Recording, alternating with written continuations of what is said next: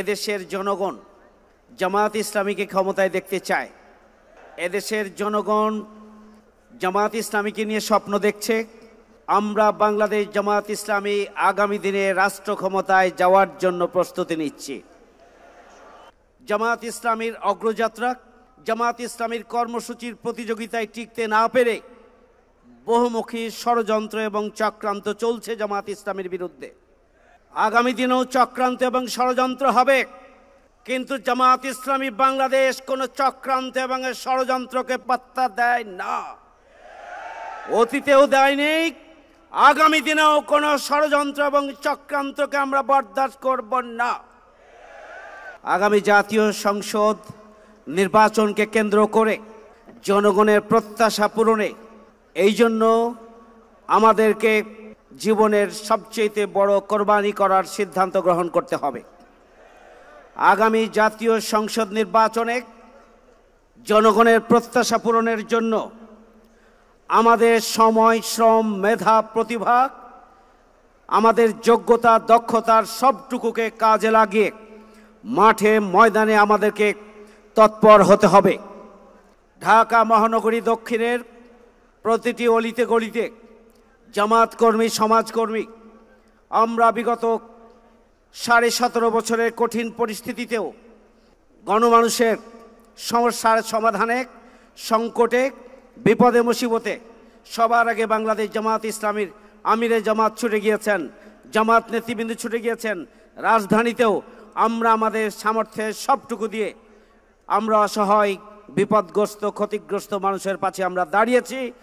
আমরা ব্যাপক ভিত্তিক তৃণমূলে সোশ্যাল ওয়েলফেয়ার কার্যক্রম আমরা পরিচালনা করব ইনশাআল্লাহ।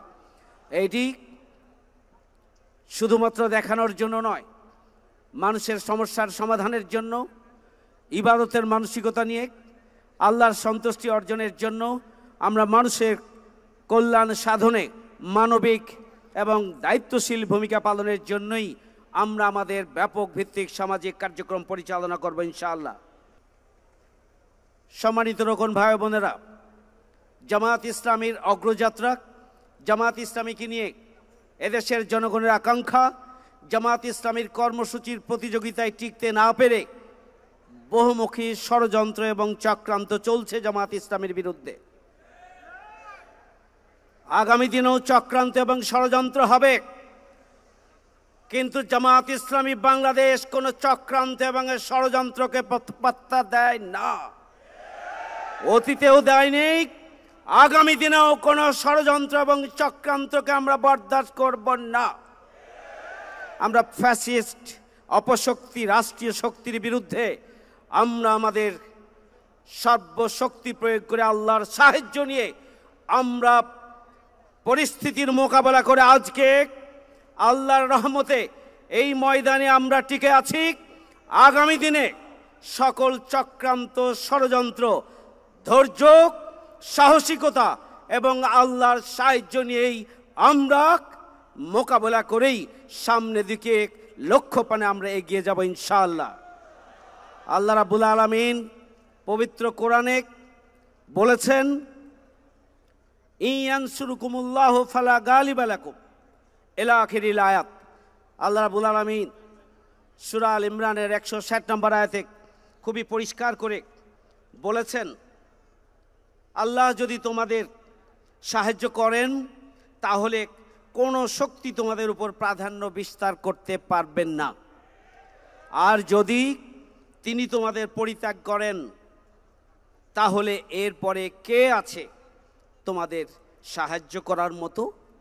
সুতরাং মুমিনদের আল্লাহর উপরই ভরসা করা উচিত, আল্লাহর সাহায্যের উপরই নির্ভর করা উচিত।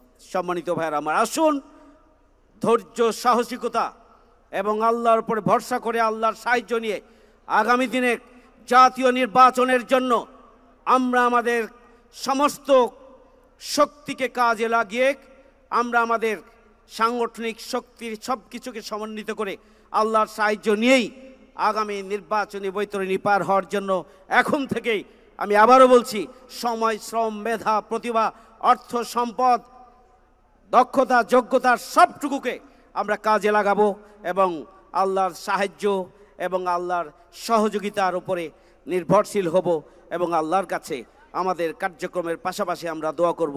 মহান রাব্বুল আলামিন সেইভাবে রোকন ভাই এবং বোনদেরকে ভূমিকা পালনের তৌফিক দান করুন। আমিন।